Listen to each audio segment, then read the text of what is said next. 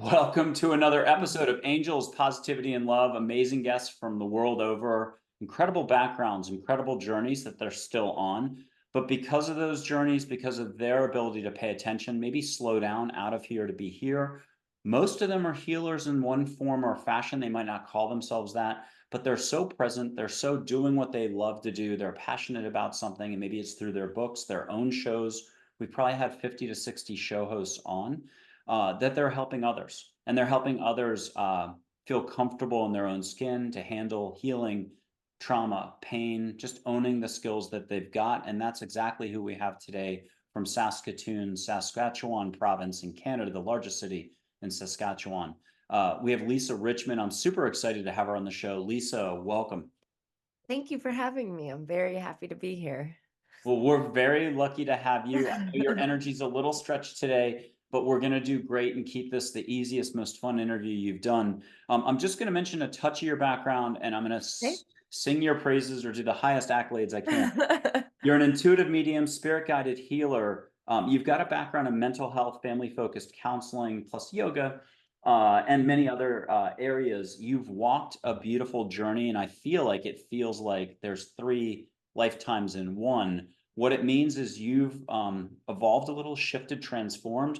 And again, you're helping others own what they've got and what they've been given by life. Not everybody would put it that way. A lot of people would say, my problem is, my situation is, this happened to me. You help them overcome that to see a broader perspective. And you've done an incredible job at it. I'm a huge fan. We've met before. And to me, you're crystal clear in owning your own skill set and how you help others. So, wow.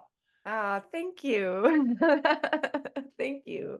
Well, where could you take us first with maybe some flavor? Was it a point in childhood, your teens, young adult, or when you were doing some of the counseling that you did?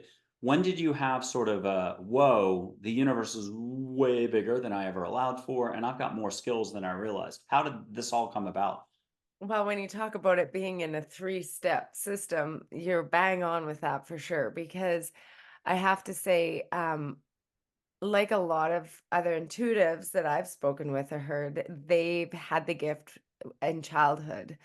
And that was very normal to me. It was very normal to me to communicate with the Divine Mother, Mother Mary. She would hang out with me and guide me all the time, and she really helped in that very nurturing, mothering way. And so I was used to just talking to her, and she guided me a lot.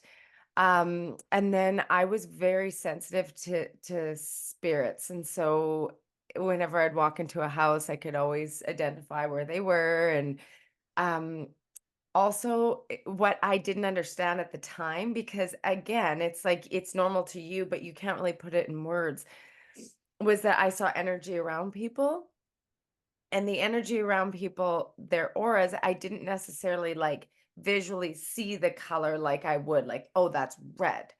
I saw the energy frequency that red carries Hmm. in them. You know what I mean? So it was like I could always identify if somebody was speaking to me and they were being authentic and they meant what they said. But when they were speaking out of alignment, and as a kid, I didn't have the words to explain that. It was always so confusing to me because I was like, why are they lying? Like I could always tell when somebody was trustworthy or where they weren't, or whether they were putting on the act. Like it was as clear as day for me. And so I it was just all energy. I could read energy. That's like I always say energy is my first language. I speak energy first. And then my guides have helped me kind of like translate energy and energy communication into whatever language I need to use, right? So that carried on. I was raised in a very, very Catholic family, which in a way for me was good because I understood the concept of faith and something greater than yourself, right? And Mother Mary was very much celebrated in the Catholic religion. So I that felt good for me. Whereas there's other aspects that didn't feel good because it was like that whole truth thing where I was like, no, that's a little bit off. Like that's how it was for me at least. And then in my experience, it was also really like it was not really celebrated when you're talking about communicating with other beings and that kind of stuff. So I really shifted out of it as I got into my teen years because I didn't want to be different, right? But it always stuck with me about reading people's energy and knowing what was going on, or if somebody was in pain, or if someone was about to get sick, I could see it in their energy field. Um, and then what happened was I kind of went, I went into my early 20s and did all that. And then I had a trajectory where I got to choose. Now, when you talk about near death, it wasn't that I got in an accident or something, but I came to a point in my life in my early 20s where I had originally, it was an exit point, Mm. and I had decided that I was going to stay and have kids. I was told forever I was never able to have kids. And then when I changed the trajectory and I chose to live, I ended up having 4 kids. And so it was like that different trajectory. I went into that midpoint of my life and I brought in my babies. And then that's when my spirit guides came in and they're like, okay, it's time. And I started doing mediumship work, and really kind of leaning into the trusting of that. And then now it's really moved into the integration of all. So I love doing my mediumship work. My background specifically, I worked with children and developmental psychology and trauma. So lots of brain development with trauma, and the kind of human development and behavioral stuff with trauma, specifically 0 to 7 years old. Mm. And so I've used that now and integrated that into helping with my intuitive guidance with people, like as an intuitive healer, because I'll see where a trauma is stuck in their energy field, and then we'll go remove it. So we'll go on their timeline and remove. I talk about it like I see it like almost like a knot in the mane, or like a hair. If you're kind of combing out and there's a knot, I'll feel the energy that's stuck there, and they'll take me into it and I'll be like, okay, we're not going to go visit the trauma. We're going to go take that aspect of self away and make that aspect safe. And so I do that and then balance out frequencies and energy. And then I've now really started using sound. I use sound as therapy for all sorts of stuff, physical ailments, emotional, nervous system dysregulation. We balance out the nervous system, the chakras, using sound frequency. So I'll do hands-on, hands-off healing with sound. I'll do intuitive mediumship or guidance. So like really just an array of stuff, but it's really my guides, or different aspects, different guides that come in and teach me. And so I'm a student to the guides that are here to teach me about sound frequency and the healing of sound. They keep saying it's the way of the future, Lisa. This is the way of the future of healing. So I'm like, okay. So it's funny when somebody asks me, what training do you have with your sound healing? I'm like, well, Archangel Raphael comes in a lot. Michael, and then like a lot of light guys, light beings that have come in, and so I just have an array of guidance team that helps me on a regular basis. So Well, that was really the next question. You led us into it, which is, and I'll read just like 2 or 3 quotes. It'll give you a little bit of time to think about the response. okay. Okay, so stuff doesn't necessarily happen right overnight when you pick up a new skill, a modality, or a new way that you help touch the client energetically or do something for them to help them open up. So, can Mhm. you give us a hardcore example where you were like, whoa, sound, okay, and then how you had to finagle that, get through it, do it, so that you're giving us the blow by blow. It'll also help manage expectations if someone comes in, or show us just where you were at the time and then where you are today. But here are 2 or 3 quotes about healers which I think totally apply to our guest. A healer is simply someone who helps a person confront opposing forces within him or herself to promote health. A true healer kindles the power already within another. And finally, a healer is someone who is able to raise their frequency to connect to the source, light energy, while keeping themselves clear and fully connected. They use this elevated frequency to help others directly or indirectly. Did you like those quotes? I love them. I Okay. love them. Yeah, they very much resonate with me. Yeah. And then can you take us through like a how Lisa, almost like the stick drawings, Oh boy. this how you went through, because at first you must have been like, huh, okay, but you're like, show me, and then what happened? Wow. So this happened with like mediumship. This happened with sound healing. Like it really happened with all of them.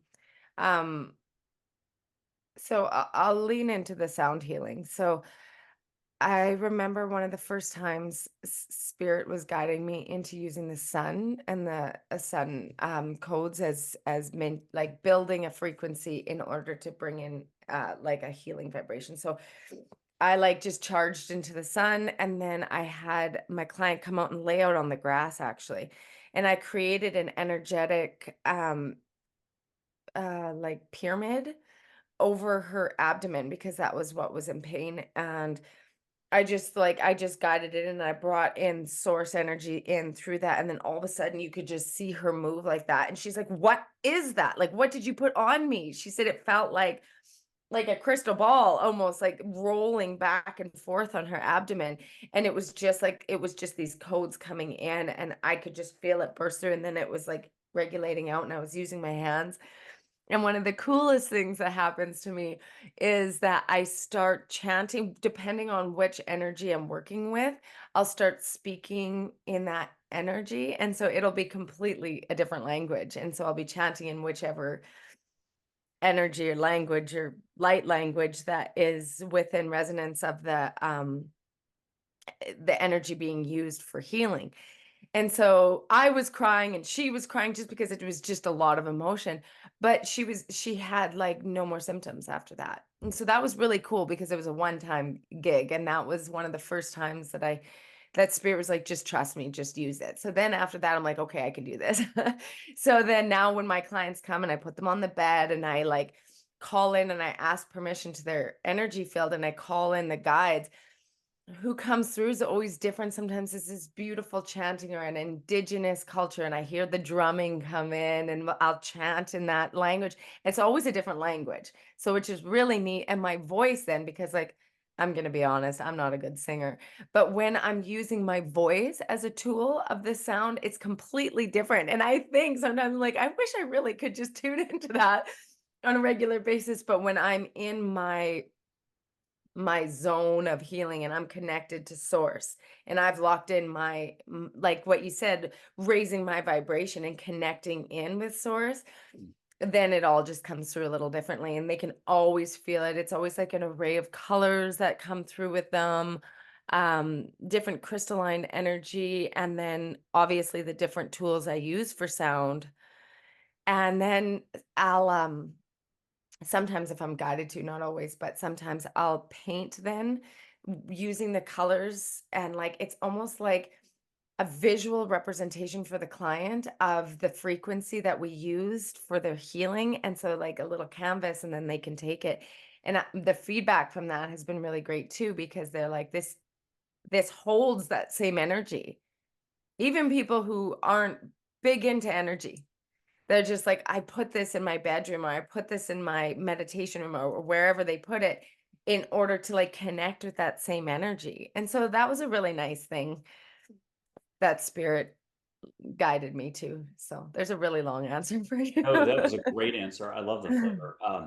You might need a little collection of art you've been doing that is available for folks that they can just kind of put up around the house. Not, too big or a few huge ones too. But I know, honestly, yeah. I've been told to do that. And it's one of those things where that's vulnerable for You me. should It's tell us like on the show right now that you're never going to do it. That way, it definitely is that way we'll starting do it next for week. sure. So will you just for the record say, I am not going to buy a bunch of them and make it look good and put them on. Yeah, Just I say, will I won't. never, Absolutely. ever, Good. ever, ever have my paintings a part of my work. You just jumped over the fence. Perfect. I wanted to ask, is there a way too that you found, like you got to go shower, the client is still an hour away, you're exercising, it's 5 hours away. You got to go do this or that, but you're now getting like, I don't know if people like to call it a download, but you're getting the stuff ahead of time on, Yeah. and sometimes it's long and sometimes you're like, no, this is in your bailiwick. You know how to handle it. It's like Tuesday of last week. Can you describe how that works as you're getting sort of a package deal ahead of time? So this is something that I had to get used to because I didn't know for a long time that it wasn't for me. You know what I mean? And so because my readings, like, um, are so different for every client. So I never know what's going to come through because I always have to ask permission into their energy field when I'm doing a mediumship reading.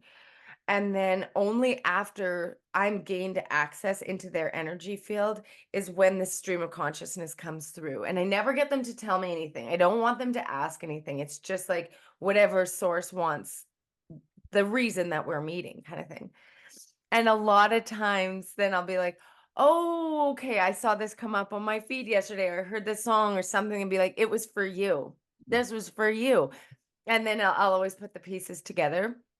Sometimes, if it's a loved one, I'll start to feel them close, and I'm like, oh, you're the one who brought me to them, and I'll feel that, and it'll be really exciting. Like it's it's almost like when somebody's anticipating a reading and they're excited, it's the same thing that I'll feel from a loved one on the other side. They're so excited to connect with the one. They're so excited to have them hear them that it's just like, oh, okay, I got you. Yeah, yeah, yeah, we're almost there. Just hold on, let me do this first. But generally speaking, I can just do my busy mama stuff and then jump right into the reading and then close up my energy and jump right back into life. So it's taken me a bit to get used to doing that, but I can, it's pretty good for me now. Except sometimes really big energy like sound healing, it can take me a hot minute to come back from that because I'll be like deep in it. Ooh, that does prompt another quick question. Okay, so high vibe energy work, healing work, I don't know what to call Yeah. it. It's what you said. You can be really like, whoa, out here. Yeah. Would you have a couple surefire patented Lisa Richmond methods to just immediately ground you? Is it like a cold shower, jump in the pool, curry, exercise? What do you do to just full stop and try to get grounded again? I go outside, and I live in a place where it's really, really, really cold in the winter, which does not align with my energy very well. So that's tough for me. So if it's like it was a big one for me, if I can't go outside, I stomp. I stomp and I stomp and I stomp and I like shake like like I shake out my hands and I stomp my feet. And you know what's interesting is I stomp my feet as a kid all the time. It wasn't well received because No, it's like not at a all. kid stomping their Oh, feet, no. right? And it's like, oh, Yeah. I got in so much trouble for stomping all the time, but it was like Mm. something that was greater than myself. Like I that's how I got it out of my system, was stomping. So I very much use that. And then my animals are such healers for me. They're such regulators, they're energy regulators. And like I've contracted for all of my animals to come in. So I definitely will go up and they'll all come to me. Like they'll all, like all of us, I have 3 cats and 2 dogs, and I'll just like sit with my animals. So those And are like the number one things. Yeah. when you said contract, did you also mean like at the soul contract level they came in? Yeah. Okay, that's crazy that you said that because there was an interview. I'm going to leave the guest anonymous so people have to figure it out in the whole series. But guest talked about in the last week of recording, which means they could show up anywhere in 2024 for the rest of the year.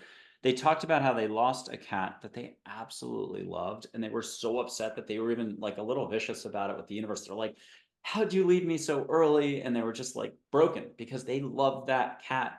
And they got a dream that the cat was back, but the cat was orange. Same cat, total cat, orange. And like a year later, it was an orange cat she got, and she swears, same cat. The Oh, cat, I've got her cat goosebumps. came back to continue. They just the missed love and the That happens connection. all the time. It Yeah. happens all the time. So I'll tell you a story. I have to tell you this story Oh then. yeah, Okay. yeah, yeah. Please. So the cat that I just rescued, it was the same thing. So back in 2018, my husband and I took our kids on a world trip. And when we were in Bali for a month, this cat showed up. And at that point when we traveled, we didn't have any cats. And I'm like a cat person. So like I knew the cats were coming in.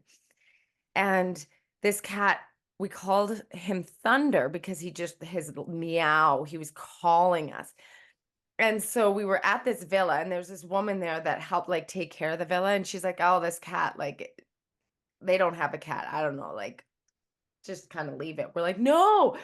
So we were there for a month and we took care of this cat and the kids loved him and he was so smart that I took a pillow from a chair and I put it on the ground and I said, Thunder, this is your bed. You stay here when we go to bed. You lay here. This is your bed. You don't come up with us. You lay here. And so yep, every night, Thunder laid on that pillow, didn't come, like he just followed us around. It was like, and then when we had to say bye to Thunder, it was devastating. It was so devastating. We couldn't bring Thunder with us. We had another couple months to go. So then we come back, we get some animals, do our thing, and then I'm here, and all of a sudden I could hear thunder. I could hear thunder. And I'm like, what? And then they called me, and this cat that was at this rescue shelter was calling me. It's like, I'm here, I'm here, I'm here. I'm like, okay. So I walk into the shelter, I'm like, I'm being called, like I'm supposed to come pick up a cat. And they're like, okay, okay. Right? They don't know what I'm talking about. So I go and I see this black cat. Thunder was not black. Mm. And I'm like, oh, it's you. And it was like, it's me. So I go and I open up the cage, which like, and he just comes right onto my shoulder and I walk around and I'm like, I'll adopt this one. And it was Thunder. And like so I bring him home and I'm like, to my eldest, I'm like, it's Thunder. It's Thunder. She's like, she's 16, right? She's like, okay, mom, right? And then, so I put him down and then he goes and walks around and there was a pillow, like just a normal pillow from the couch on the ground. He goes right on it and he's like a year old and like lays on it just to like validate that. I'm like crying. And so, yeah, it's like, and when I do readings, I also read animals and animals come through all the time. So it's kind of neat that I can communicate with animals really easily too. So that's kind of a thing. I love that story. Have your kids come around? Have some of them are like, absolutely, that's thunder? Um, yeah, like my oldest, like she's 16, like she's just not good. Like maybe eventually she'll come Yeah. back to it. But my three littles are like so tuned in. They're like, yeah, yeah. My son who's turning 11, he's like, he gets as many messages as I do. So he's like, well, of course it, right? They're like, you're back. So it's fun. We're going to go just off script for 2 seconds. I'm going to blow you some Okay. stage, which we do Okay. on every show. And so if people have never watched this show before, first of all, subscribe, like, comment, share. And you need to check out Lisa Richmond's show. It's Avalon Spirit is the business. You'll find her show very quickly. Lisa Richmond, the only one in Canada, Saskatchewan. And meanwhile, what I'm going to do is light some sage. People, it doesn't matter about the two screens, wherever you are. It could be 2028, 2030 in the future. There's no time and space the way you think. So just back off on the thinking and structure a little if you wish. Ask the universe, angels, if you don't mind, to make it nice, just unconditional love beings, whatever works for you. And that is setting your intent. So it's asking angels, the universe, to get you out of your head into your heart. It's great if you're an athlete about to start your performance, or a musician, or anything. Just set your intent more. That's it. And then I'm going to do light, and then I'm going to ask you about light. I'll put up a background and we'll do the whole Celestine prophecy. They did it this way. You see light. India, they do it this way with 2 fingers. You see light. It's auras. It's what you're already doing. But I want to ask about society. If we all started seeing light more, wouldn't that just simplify things? We would be able to avoid the people who are maybe not being so direct, transparent, and it would just make things easier. Here's sage. I'm going to light it. I'll tell a dad joke because if you're laughing, you're letting go. I think it was Mother Teresa who said, laughter's love. And there's a little cedar in there. Some people who are hyper intuitive might start to taste it right away as I'm lighting it. Allow, let go, ask, receive, somewhere in that order. And it's really smelling with your heart or catching the scent with your heart. No try iota. And for people who are already off to the races, catching the sage or they need healing, and flowers. Get flowers. Get a sacred flower that you haven't had in a long time from Bali, or hear the ocean from Bali, or get the smell, that distinct, amazing high vibe, what you miss most, and have it come in. Lisa, what are you getting? A trifecta? Are you getting flowers, Bali, and sage? Yeah. I'm right back in Bali. You're on the record though. So if you want to leave your eyes shut and get more palm fronds, you can see thunder. I'm going to blank. The orange version of thunder on the patio, whatever, the wooden, those things on the stilts. And you can just see him. Don't have to share if you saw him unless you want to. I'm gonna snub this out. And folks at home, you could put your hand out if you're kind of shy and just feel it on your hand. You can just smell it. You can ask for it to come, be like, okay, I'm allowing for this, but I'll take a surprise in the next 12 hours. Bring me sage when I'm most open. Catch me off guard when you're not up here thinking control. And then let your angels, guides, grandmother, somebody bring it to you. Elvis, anybody. Just ask love to do its job. Oh, so the next thing was just light. But I want to get to the point. I want to have you talk about you've been doing light your whole time, and it might not always be physical full on, but you feeling the vibration. I forgot frequency of it, and therefore the colors of it. But we'll simplify it right now. I'll just show you my light, and we'll get you talking about past experiences, current, but what it could mean for all of us if we just lightened up a little. Good way to put it. Okay. So one quick dad joke, Bert and Ernie, Sesame Street. No one needs to remember who those Sesame Street characters are. Bert offers Ernie ice cream. What's Ernie say? Sure, Bert. And then see a little stream of light between my fingers. It'll be blue, gold, green, 16 colors at once. Rainbow light. Shut off the camera, run out of the house and buy a lotto ticket. And what are you seeing between my fingers? Me? What color, what flow? Are you seeing light? Oh yeah. Yeah. You have, for me, every time I see your frequency in your auric field, it's very turquoisey, bluey green for me when I Oh see. my God, you made me do that. Okay, cool. Why don't we do one extra thing? Now, at home, go loosey-goosey. You're going to get an extra dad joke, but I'm going to make the suggestion first, which is just Lisa.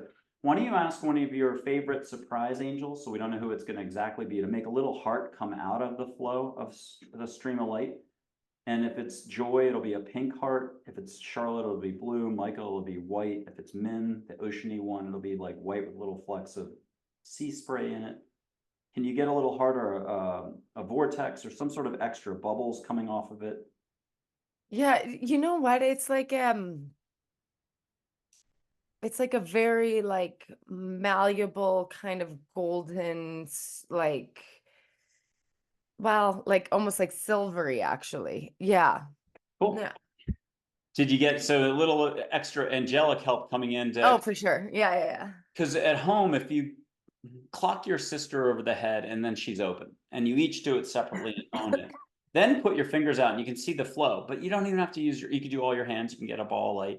You can do heart to heart, like the TV series, and just see a flow of light between you. But what gets crazy is if you really go loosey goosey, ask an angel to like make butterflies come out of the stream, go all CGI and Disney and look at the butterflies. The two of you will need to go for a walk to chill out. It's really what will you allow for. Now, this is on you. Talk to us about light, talk to us about auras, but it's not just that, it's the frequency, it's how everything matters that you touch, breathe, and do. But you're the, I'm going to call you the expert here because you've got the past experience, you've got the present, you just saw physical light. Can you talk to us what this means for maybe mankind down the road as well, the whole kit and caboodle? Yeah. You know what? I had a beautiful experience at the end of March when I was in Sedona. I got to experience the sensation of like being suspended in the air with light.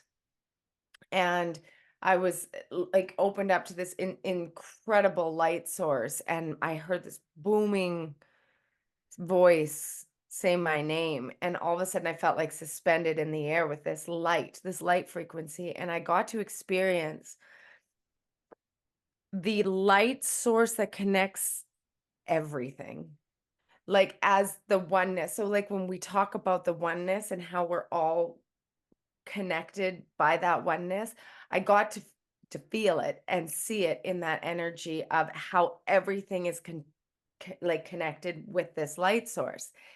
And it was so beautiful because I went into my light source. So like the aspect of like the oneness of self, not Lisa, not humanness, just source. And then through that, I got to see through the perspective of, first it was a leaf, and that same source. So like it was still the same light source through a leaf being connected to the sun. And it wasn't better or worse. I knew I was a leaf, but I had that same like consciousness through the light source. And then instantly a rock on the earth. And I could feel the density. I knew I was a rock it wasn't like I was upset I was a rock, I could just feel the density, but same thing through the same source of light. Mm. And then a dog, and then a buck, and then a man, and then back to myself. And through it all, continually having the same source of interconnectedness through light, and then with the understanding of the different vibrations, it was life changing. Obviously, it was the most incredible thing. But I'll never forget, this is the whole point of it, that through the interconnectedness of the light is where we all reside, and it's just a matter of how closely we're connected to it, or how far we are away from the source of it.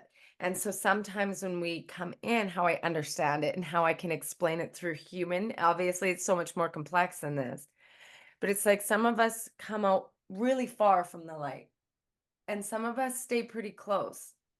And we're more of the ones to help find the light again. Mm-hmm. And so that connection to the light is never lost. Do you know what I mean? Where I don't think for the majority that the light is lost. I think that for some of us, we're always connected to it in a state of knowing, and some of us need help finding it. I like that state of knowing expression. That just did a little bell. The state of knowing, it doesn't have to be the usual knowing these days is like knowing that precludes possibility. It's just unlove. It's thinking it's up here. And maybe that could be the next thing. There's a flow that's up here that can be like a hot stove. It can also be just like a very lightly, you just turned it on. You're not going to get burned touching it. So it's just Yeah, ego, resistance, reacting, rejecting, judging, right. fear, all that stuff. Then But there's it's just awareness. fear. It's Yeah. just fear, you But know? how does a person get started? Do you have to sometimes just crack a person open on the basics and get them going because they've just forgotten? How do you describe it? You know what? I think that it's a combination of forgetting and programming. Like, I think there's a lot of people who've been programmed out of fear. And sometimes the program out of fear, it comes from love, right? It's the same energy, just the shadow side of it. Hmm.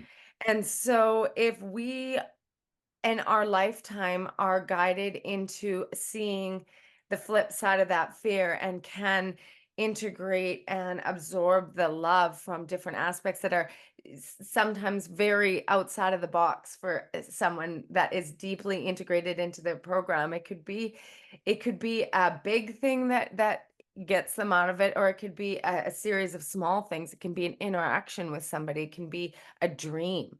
Hmm. And I think that we will individuals will be brought into those situations when their system is ready. Hmm. You know what I mean? And sometimes they're not designed to hit a certain frequency. Hmm. And that their soul's light, it doesn't mean that they're not still that same light source and Mhm. connected. It's just that their time here has a cap of the frequency upgrade, Hmm. and that's what they're designed to do, and that's within their design, and no better or worse that they play that out. But generally speaking, when we are living our light and we are living within our authentic self, that vibration will naturally attract Hmm. the same frequencies, those vibrations that you're attracting. And so you don't repel against somebody and judge.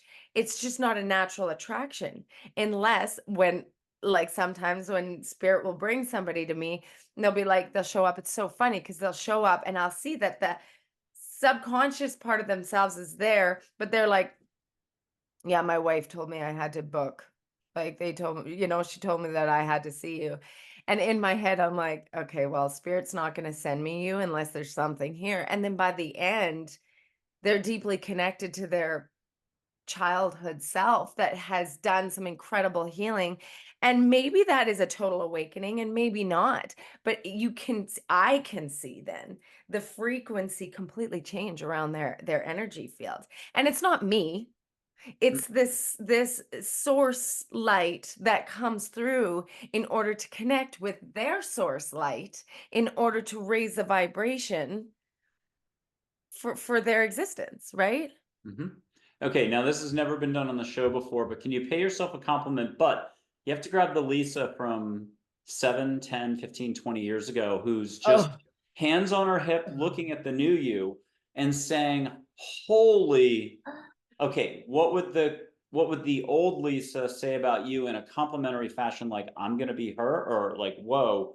And sorry to do it to you, but you deserve a compliment. We'll get you some angels later. They'll compliment you, and you don't have to. You're putting me on the spot Yeah, here. what would you, the old you, putting your hands on your hips going, wait, what? I don't even recognize me. How would you describe from your old you to you now, like what you're seeing in you?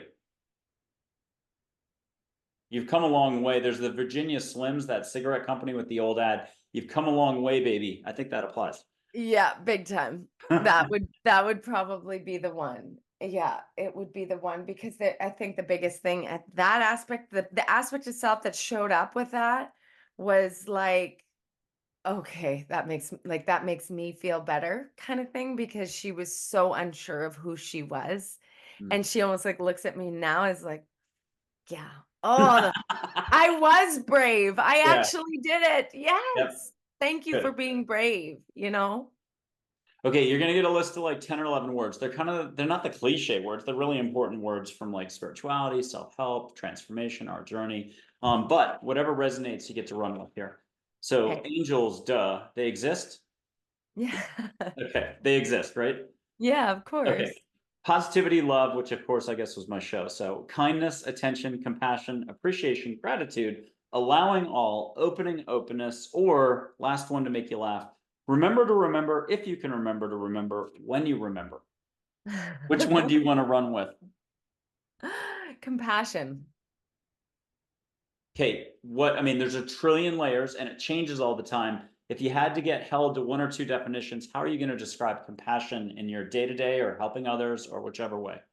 Compassion changed everything for me because compassion wasn't what I necessarily went with. I went with like empathy or sympathy and that kind of thing. But compassion actually changed because it allowed me to completely hold space for the individual's experience. So when you truly have compassion, you're opening your heart without judgment.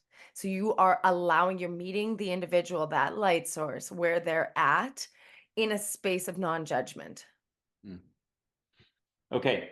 Another spontaneous thing with light, a regular big lighter. And I'm going to ask folks at home, just if you want to clear out, you can do it this way, make a circle, don't make a fire. Ask angels to get you cleared out of your head into your heart. Go touch water, go run around, pause this, come back.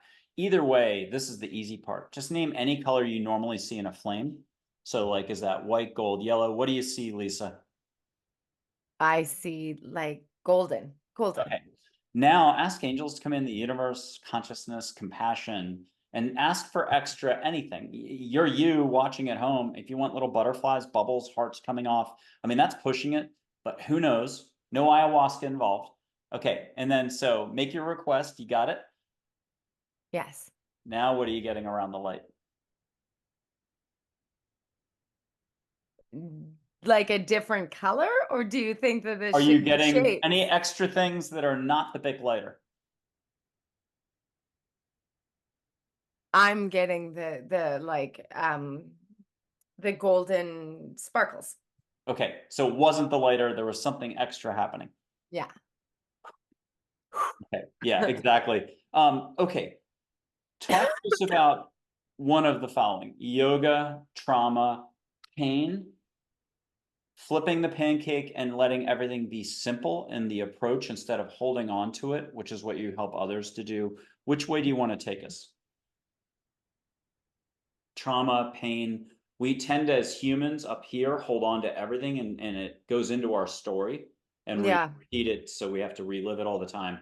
Which way Yeah. do you want to take us? Well, it's interesting because it's like they all lined up, right? Like my training was trauma and it was very science based and I loved that. I loved the science of the brain and then I was working directly with children who are enduring chronic trauma in the home.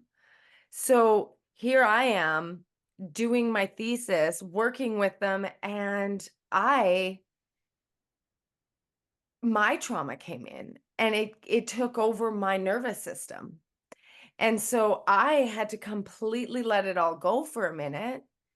And then that's when I found yoga. And I And didn't so know then either. yoga was the one that allowed me, because my body had completely stopped producing serotonin. I was like, my doctors were like, oh boy, like this isn't good. We don't really know.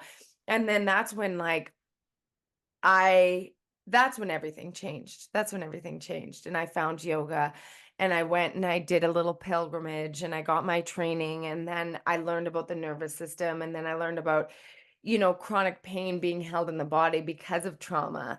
And so I'm like, okay, everything is connected. My understanding of trauma is so deeply connected into understanding the nervous system, and then the frequency in which we hold, and the pain that we hold in our body and our energy field, and then how that brings us back through another cycle, and and then reliving it and reliving it and reliving it. And so I just without realizing, very retrospectively, I look back on it now, how everything was so lined up just perfectly Mm, in order to take these little pockets of understanding with my interaction with it, because then I experienced one after the other. Like, I experienced everything that I use now to heal, like, mm, so that there is a compassion part too, like the holding space for that aspect of pain within somebody. And then but the very important part that I mentioned before is not reliving it. mm, The whole part is going and gathering that aspect of self, that energy, and bringing it to this current part, and taking care of it and nurturing it and loving it, so that it isn't caught in that feedback loop of pain. mm, And so I realized that we can do that. And that is, I learned that we can do that through science, about like rewiring our brain, and our like the dendritic connections that are made and formed based on, experience, right to our auric field, and the chronic pain that we're being held in our body, that is energy. So it's like this big wheel of understanding, that there's just so much there. And to completely surrender to it, and like you talk about coming from here into here, I can come up, and I have many times come up and been like, no, Lisa, this is nuts. You're not going to do this. This is not, I'm done mediumship. I'm done doing this, because I'm done feeling crazy. mm. And then I said to my good friend, I said, well, quitting spirit, it's kind of like quitting breathing for me. Like, it's just not going to happen, right? And so I don't know. I just feel like it's all very divinely placed on my path of existence in this go around, in order to use these beautiful modalities like light and energy and sound, and to gather up those fragmented aspects of soul, to bring back into wholeness, into connection, back into the light frequency. Mm. Okay. That's what I believe my purpose is. No, I loved it. I felt that. I don't usually do this on the show because it's always in the fine print, or we do this at the end. But because the way this has gone conversationally and energetically, if someone wanted to reach out to you, can you mention the quickest way to take the Yes. first step with you? But when you plug yourself, could you then take us to, at a societal level, two or three of your favorite authors, or two or three of the up and coming healers in Canada, the US, or elsewhere that you also enjoy, one way or the other? It could be their YouTube channel, it could be this, it could be that. So you're first Oh, I yourself, like and that. then, yeah, I could you, like that. That's really cool. Okay. yeah, could, So myself, you can book like a mediumship reading with me by either going to Avalon Spirit, which is the company, like that's that Avalon Spirit, and I'm under like journey and guides experiences. Like, you kind of have to search around a little bit, or you can just email me, and then I can put you in one or the other. So my email, which will be in the notes, that's how you book mediumship readings. But then if you want to learn more about, like, I have a YouTube channel called Beyond Boundaries with Lisa Richmond. And I show up 3 times a week. So Tarot Tuesday, I do very intuitively guided Tuesdays using cards. And then Thursdays, I come on and I just do direct channeling messages. And then Saturdays, one of my favorites, because every week I do spirit-led um sound healing. So it's about an hour long and I use sound and I don't talk. And you can just play it in the background. You can fall asleep to it, but it is an energy. It is a light energy that comes through and it helps to regulate your nervous system. It does a great job with chronic pain, um, depression, anxiety, insomnia, all of that. So that's every week. I do 3 videos a week, and that's Beyond Boundaries with Lisa Richmond. And then I have like all the TikToks and all that kind of stuff that you can find me on. Um, and my fellow medium channeler who's also on Avalon Spirit is Jeanette Byro. And she is an amazing healer. She had a near-death experience and has come back from that and has taught and led and guided people. And she's just, you want to talk to an angel here on earth, Jeanette is one of those people. And she is one of my very dearest friends. So she's on Avalon Spirit as well. She does like group work and stuff like that. So she doesn't do the one-on-ones, but she'll do group work. And then who do I follow? Oh, another fellow Canadian, actually. What is her YouTube channel? She does tarot readings every week. And she does Sacred Knowledge Tarot. Okay, her name's Ria and she's from Vancouver and she comes on and does like Aries. She does the astrological readings, but she's super, super gifted and she's just a wonderful individual to watch. So I'm really connected to her. And then a book that and Lee Harris. Lee Harris has got to be one of my faves. I love him. I think that he is such a true essence. So reading energies and stuff, he's one of the guys that if I can put it into words when I watch him, like he's big, he's huge now, but he doesn't come from ego. It's not like even all his videos and everything, even as big as he's gotten, his energy field hasn't changed as far as when I can see when somebody's ego and it's like, oh, I've all of a sudden got followers or whatever. Like he is like, I'm just leading you through this. I'm giving you what I know. And it is not from an ego place. So it's really beautiful to see somebody who's gained so many followers and come up in the industry and their auric field is just as bright as it ever was with authenticity. So I love that with Lee because that's what I see with him. So Oh, I'm going to ask about Lee in a second. And then I know there's a Mike Ballyman I want to give a shout out to in the UK who, while he's on the finance side, he had recommended Jeanette Biro to check her out and so on.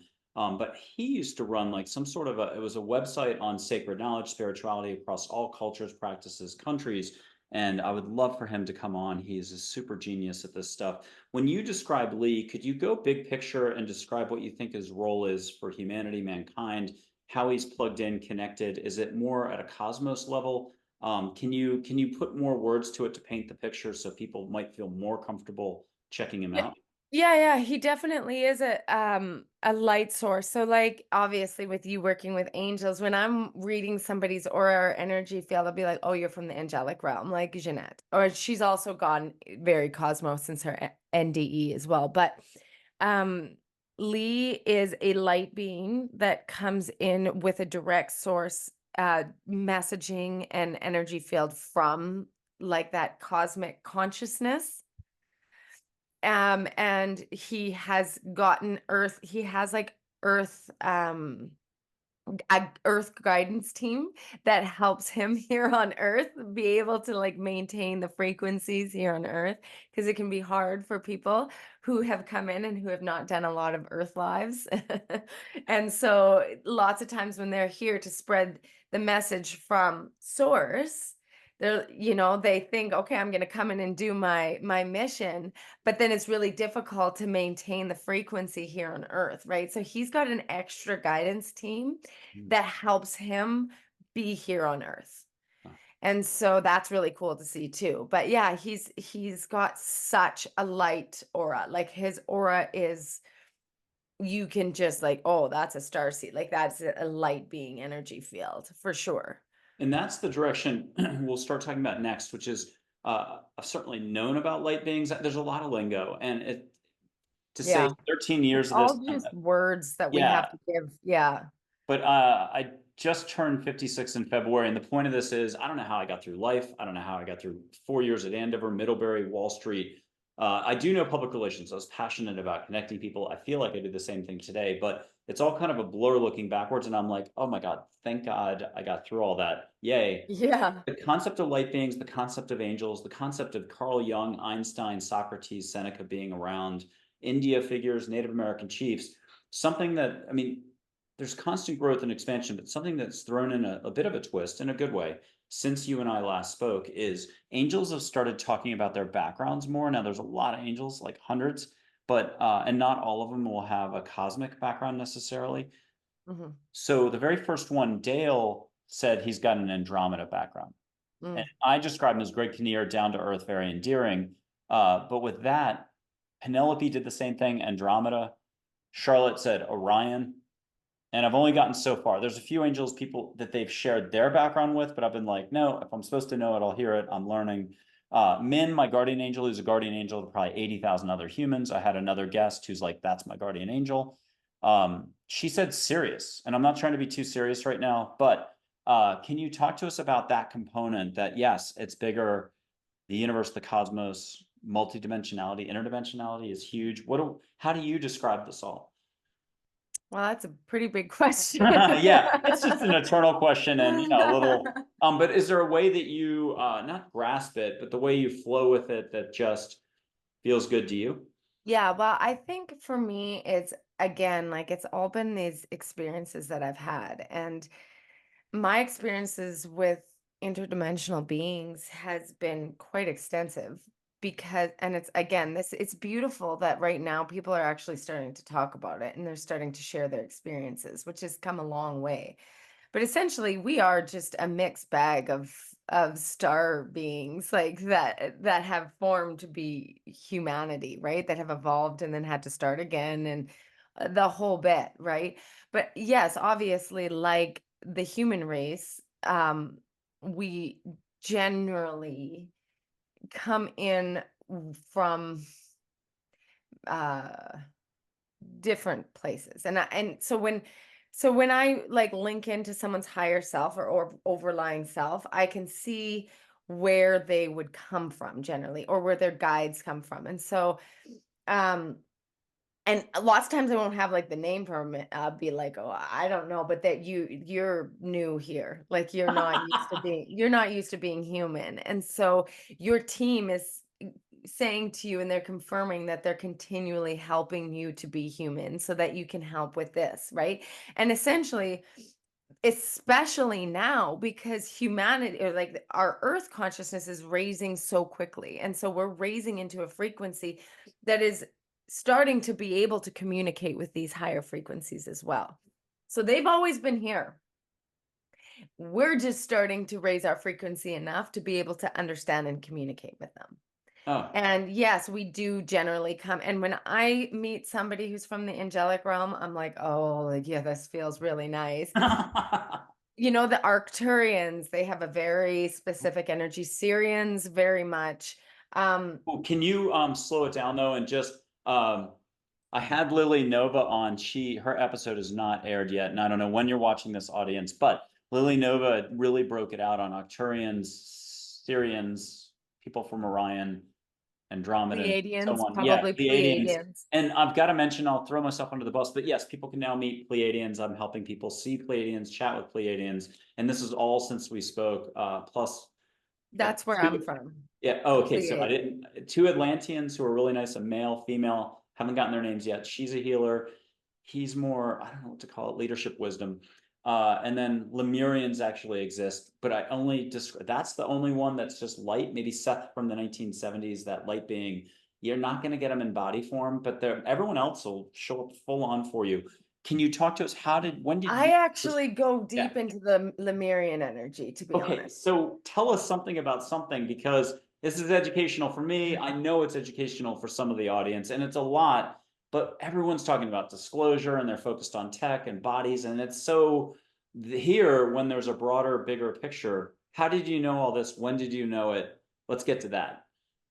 When I started astro traveling, I think when I would You didn't mention that. You got to take, so back up. What is astro travel? Because even I am like, I can help people go interdimensional or travel, and 5 minutes of our time is 10 minutes over there. But I need words for everyone here. What is, words are so hard for me. yeah, Words are exactly. so hard. And like, so when I connect with my Pleiadian guides, like words are difficult. It's all energy again. And then when I linked into the ancient knowledge of Lemuria, that's when everything really opened for me. And then it took me back into Avalon, the world of Avalon in which I lived in.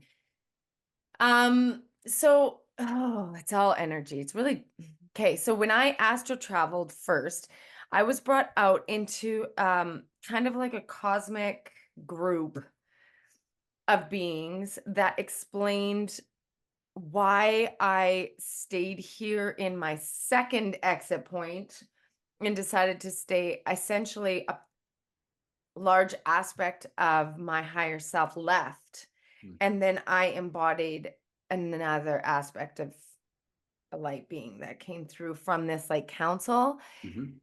And so my understanding is just like if we put it into a consciousness that we can understand, which is so it's so funny to them too, because like we have to know names, we have Mhm. to know what they look like because it makes us feel safer as humans.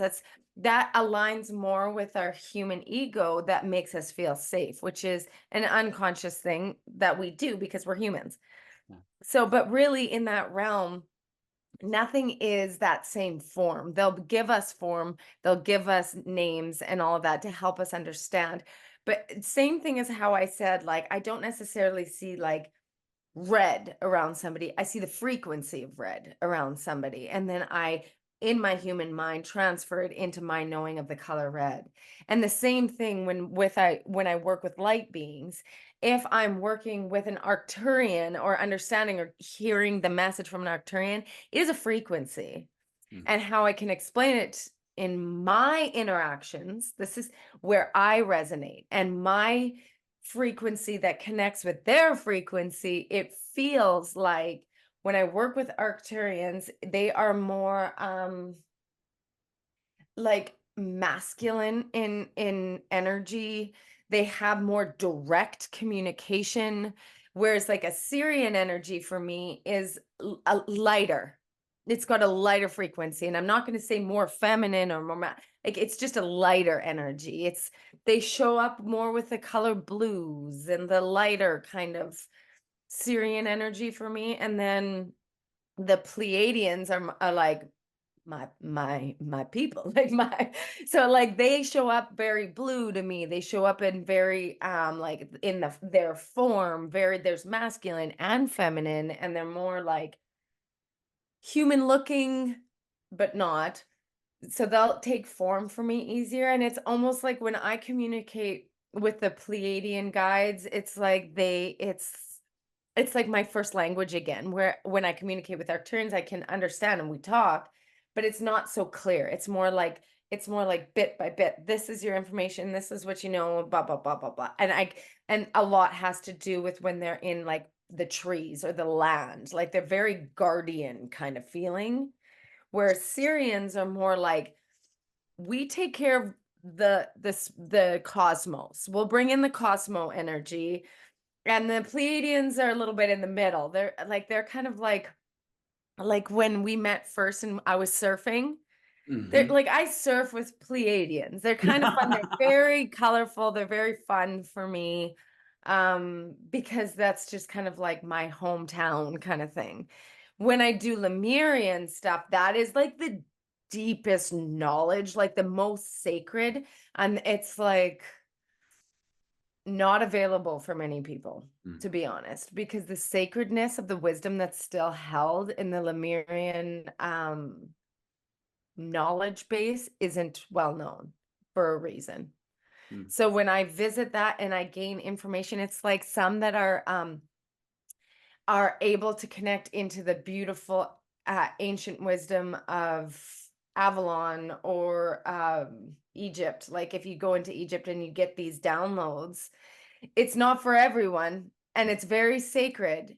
But Lemurian sacred knowledge is something that's kept quite tight. Yeah. Okay. Atlantis, I'm not as like I've done the whole thing. I've had the dreams of, but that's a little bit more like that's not where I was from. Like I didn't hang out there much. I was Lemurian for sure, but like Atlantis, it was like it was like at that point I watched the whole thing go down. And Atlanteans run the gamut. I'm only talking 11 above for these figures. And I might as well mention then, for diversity's sake, there's a Jinn who's East Asian mysticism. There's a shapeshifter named Lisa who's also got the Far East aspect to her. I never get to mention her on air. I'm doing it. Fairies. There's a bunch of other categories I'm just blanking on. I'm not going to keep it together right now. But I'm going to put up Min for you with her Syrian background, my guardian angel. She's light waves of energy and water. Yeah. What could I tell you? Somebody who's a guest or was going to be a guest or whatever, just took one look at her and said, that's Mother Hawaii. She does have a touch of Hawaiian spirituality in her. Let's let a Syrian, not from the Middle East and not too serious, but let's let Min add in a soft-spoken professorial way something to add to the beautiful description you just gave and why this is so easy for mankind. We're just on the edge of some awareness coming in. So she holds like Lemurian energy as well. I'm going to write that one down. I forget And everything. and I don't and write it. Hawaii holds some of the most sacred Lemurian knowledge as well. Okay. Yeah. I'm learning every day. Yeah. Yeah. Yeah. Okay. Charlotte's got an Orion background, but to keep it easy, it's just easier to say angels for most folks. She's everybody's favorite school teacher with words meant to help you expand. So if it was Mrs. Johansson, think of her in third form, third grade, not Mrs. Wilson who got you in trouble. Okay. And here's Charlotte. And again, Orion background, but she's also ancient Egypt, might have been Nefertiti bringing compassion to the Egyptians. So as a little side thing for healing for you, can you catch an Egyptian incense that rocks you to your core, makes it difficult to quite get it out, but you're getting vibed out old Egypt style via Charlotte, but she's got a beautiful, I hate to use the word galactic, but we have so few words to go cosmos here. Yeah. Mm-hmm. Definitely. What does she have for us on the whole big picture for man? She's like one of the energy of, like you said, like that fun, like loving teacher, but don't underestimate the power in which she holds from the Egyptian background. So just like in the flip of a switch, she can be able to have that quick lesson, she's saying. So it doesn't, it's like, work smarter, not harder. Like have your lessons be there to learn. Okay, you have to learn this lesson. You're gonna learn it quickly. And then we're gonna move forward. And we can have fun and stuff, but if there's something, she's like, don't underestimate the power of the quick lesson. Like you need to, if you have to learn it and it comes to you like full blown and it's time for you to like finish this lesson, wrap it up. It might be intense, but it'll be quick and she kind of helps you move through it. Does that make sense? Totally. And Yeah. someone listening about her background, this is years ago, said scepter of power, Nefertiti, again, brought compassion to the Egyptians. But if we could, do you mind just closing your eyes, putting a hand upwards like you're getting 50 euro, but you're not? Close your eyes, put your hand out, and just receive some beautiful light. If it's blue, great.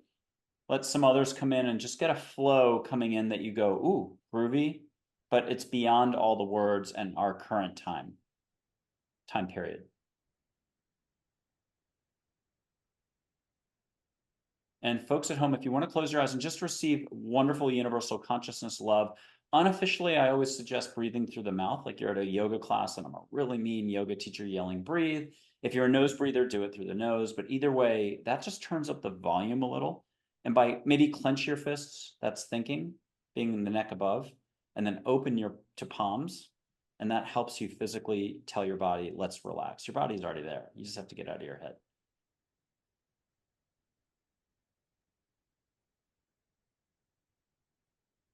Lisa, what are you getting for us this way? If you can share what you can share. So she's talking about the like this is kind of what I was saying before. There's an accelerated period of learning happening. And so it's like strap up and get ready to go. You're protected, but don't resist it, because if you're going to resist it, it's just going to make it more difficult. It's like resisting a tidal wave. You can't. So she's talking about in the next couple of years, there's accelerated learning. So she's like, how easy or difficult do you want to be in this process? When you watch the SALT conference, it goes on every year. Think venture capital, the stage, and they had I forget what rank he is, Colonel. I'm going to blow the name, Carl something, Zell or Nell. You're watching Ross Coulter in the UAP UFO circles. There's a lot of conversations going on, but it's at a certain level from a thinking data, FOIA request, Freedom of Information Act request. And also it's often very fear-based or sort of old school approach, like, hey, who controls Earth? And it's not even the question. There's nobody who controls Earth. It's not humans. We don't need to fix anything. It's not up to us, is what one angel once said. That's about the most, what am I trying to say? The most controversial statement I've ever heard in 13 years from tens of thousands of answers from angels is that. It's just go with the flow more, allow more, receive more. Can you talk to us about, if it's football? I did this analogy the other day. It's in Texas, high school football is like sacred. So I'm not knocking anything. High school football, Friday Night Lights, big deal. It's its own sport. College football, university level, huge. But NFL and above is this whole consciousness, this more love coming in, this more awareness. It is way bigger than our thinking's going to grasp. And that's what we see in social media. If you just jump on social media, we don't see the words unconditional love, compassion, awareness coming up very often. Can you talk to us about that's okay, but do the way that you have the patented Lisa Richmond method of putting it all into order for us or making sense of it? There's a lot of adults approaching it from thinking science. We're coming from a fear-based That's reacting. because it's safe, right? Like I keep coming back to the idea that if we create any of this into some form of meaning, it can only come into a form of meaning that we understand. Yep. And so if we have to conceptualize something that's so out there that our system isn't used to conceptualizing, we will grasp subconsciously at the things that make sense for us to rationalize this. Mm-hmm. And to be honest, if that's your energy field and that's your reality, then that is your reality. Mm-hmm. And that is your individual perspective. So it's not taking all of this and giving it meaning. It is taking this and projecting it out and seeing what is projected based on this. Mm-hmm. So if we are taking in stimuli or taking in information that causes fear and causes our 3D ego to come forward and be like, whoa, whoa, whoa, then we will take in that information, give it meaning, and then it will play out in our visual representation of that. Mm-hmm. And I think that, like I said before, if we are able to reach a certain level of consciousness, a certain level, that frequency consciousness at that period of time, then you're going to take all your information, you're going to gather it up, make it have meaning, and have that visual representation up until a certain level of consciousness, until something either breaks that forward or we just sit comfortably in that. Some people are here to sit comfortably, and people are here to break right through it. And I think that humanity as a whole, in our like collective, we are raising that consciousness collectively. So on a daily basis, we are taking in information that we might even not realize is slowly raising and slowly raising and slowly raising the bar, so that our visual representation becomes a higher frequency, therefore attracting similar things. And I think that some of us are here to help people raise that. Some people are here to help raise it through the heart space. I think the heart space is going to be something that we're really going to start focusing on more than here, that we're going to start coming here for our answers and our knowing and our listening, because it's going to become a state of consciousness that projects out our reality a lot more. And as we raise our consciousness, it's going to become more heart and love frequency. But again, like how we're going to do that, it completely changes, right? We're going to start understanding, like I said, how sound frequency is the way of the future for healing and understanding, and how everything holds a sound, everything holds a frequency. And so that when we can connect with that, we can really connect with healing. Also, start listening, listening to other frequencies. Like if you, we're going to get to a point where we're going to start understanding and listening to plants and earth. Like plants speak and you can communicate with them very well. Animals, again, like animals, people are starting to see animals are showing up and showing up and showing up to help us raise our consciousness, right? They're little earth angels here to help us, right? And then the whole concept of fairies, like, I mean, people have been talking to angels and that's still making people kind of wake up, but fairies are a big thing that are going to start waking people up. The fairy consciousness, the playfulness, that joy. Yeah. Yeah. And I My have an daughter Omega, communicates I've got with an fairies Omega all the time. Institute former Yeah. staffer who in her testimonial said, and Tinkerbell was my very favorite. I've got a photo of Tinkerbell. Go to the website, check it out. But it took me 6 months, like 8 years ago, to get over the fact that Plato existed. I mean, I'm slow on the front end. The stuff that people do in 5 seconds took me 2 months, 6 months, 2 years. But I'm a fast, hopefully, on the delivery, getting people over the fence. I did want to get back to that. In 13 years, I've learned, like, 5 things. Love is love. The rest is details. Where you put your focus is where you put your focus. And how you spend your energy is how you spend it, which I really felt like you were just describing. I wanted to get back to two angels with the Andromedan background that maybe could add to the conversation. One is Dale, and one is Penelope, is a super fun healing angel. Don't ever let her take you shopping without just taking cash. Leave the credit cards at home. You'll get in trouble. I'm not kidding. And anyone who thinks I'm joking, don't like take cash only. Have a budget. Okay. So they're both said they've got Andromedan backgrounds. Can you tap in and just get what you want to get? They're very fun. They're very perky. And she's got a smiley face in there that I keep trying to bring out. Yeah, Dale's got really dad energy. Oh, he's Sorry. just like this. Yeah, okay. But go ahead. But like true, right? It's true. Like dads are great. Dads are amazing. He's got big dad energy for sure. But like here's the thing, it's like when you combine masculine and feminine energy to create like a whole, you got to have flip sides. So with Dale and Penelope, you can see them together and it's like, okay, where one kind of holds down the fort and like has that, not where one brings in joy and fun. One is not more important than the other. Absolutely not. Right? It's not like one stands above, but you need both. That's where you see great relationships or interactions, when two sets can meet and really embrace each other's gifts, right? So it's really nice to actually work with both of them together instead of one or the other. So if you work with both of them, it really allows balance, really great balance. And there's something else that can be done because a lot of Europeans and New Zealanders, like 3 weeks ago, had her pulsing. So this is for your benefit, but anybody at home who wants to go loosey-goosey and allow for this, these are more interdimensional light energy form photos. So while we know photos are static, not true at all. They can move. Audrey Hepburn, a historical photo, will wink, smile, and so on. Why don't you receive something really fun visual that's, I don't know what to call it, interdimensional energetic light waves? And whether your eyes are open or closed, I can't see you right now. Receive what you can receive and get something really fun. And then they'll give you something extra that you can share with us because you're just so incredible when you talk that like, wow.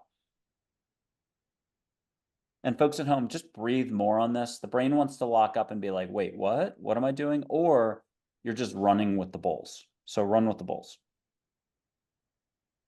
Yeah, Charlotte's energy is really, really strong. And she's being called forward with the teachers is a very true thing here. But it's like the lessons that we're learning in the next couple of years are big ones. And so it's about oh, okay. It's an interaction of things. It's like use your sovereignty, be able to like collect your energy and stay firm in your energy, have your energetic boundaries. Joy is going to be the number one way to receive like divine codes. It's like when we are in a state of genuine joy, it's almost like a sponge. We're able to receive. Okay.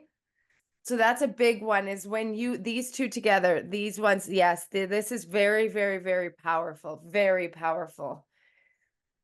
And Very I need powerful. to say, Joy's the ambassador communicator. It's like she's the global slipstream. How do I do this? If anyone's ever fallen in love, anyone's ever scored the touchdown in high school and they're so excited, it's not the external event. You allowed yourself to fall into the pre-existing constant, always there. And it's what Big Mary says, love is everywhere. Open your eyes to see love. And that's why the statement from angels, that's the hand grenade here. You can be happy now in this very moment for no reason whatsoever. Defies all our but what about my problem is, my situation is, and situational awareness. That's all here. Yeah. That's a program. That's a program that's brought in to keep us safe, right? To keep us safe. And like that whole fear aspect.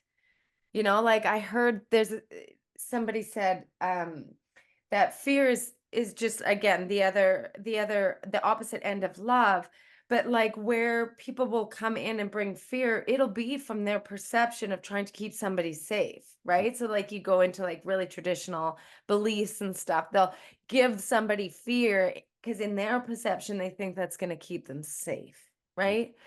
And that is an old belief that carries a denser frequency, where one of the whole ideas of this consciousness shift is shifting away from fear to keep someone safe into joy in order to receive, right? Joy to receive, and then authentically working with love. And how, with that frequency, it is a whole new way of being. But in saying that, like you said, wherever you look, that's what you're going to see. So you want to keep looking for validation on fear, you're going to find it. Right? And the big teaching here that Charlotte's saying in a very matter-of-fact way is that we are going to learn this evidently very, very clearly in the next couple of years, that if you want to see fear, you will live it. But if you want to ascend and actually feel that life, so that source light that connects us all, and ascend with that, you will. And it's a steep, like you're going to learn quickly. Okay. It's quick. I'm putting Joy's photo up because again, over the years, again, bigger angel than people realize, bigger figure, bigger, just big cosmos level. But can you, whatever you're allowed to do, you two have a quick conversation. But we've had like backgrounds for Min, Charlotte, Penelope, and Dale. Does she want to give any definition to her background? Joy is the way of the future, Okay. 100%. When we talk about frequency, joy is the way of the future. This is going to be the answer. If anything is like, in the state of joy, in the frequency of joy, is our greatest ability for receptivity to receive light source. And that So is like, don't get caught up in Andromeda Pleiades with her. It's a different ball game with her. it's a different ball game with her. It's just a state of being. How about that? I'll Yeah, take. it is a very angelic, but beyond like, oh, it's so Like the hard for word compassion words. has a trillion definitions. It would include I don't know, this creativity, she's like a harp with a lot of strings. Oh, perfect. Because It- actually, this is interesting. I had a download last week that the harp frequency, the frequency from the harp sound, Yep. carries one of the highest energetic frequencies within sound. And so that's why the harp got taken away.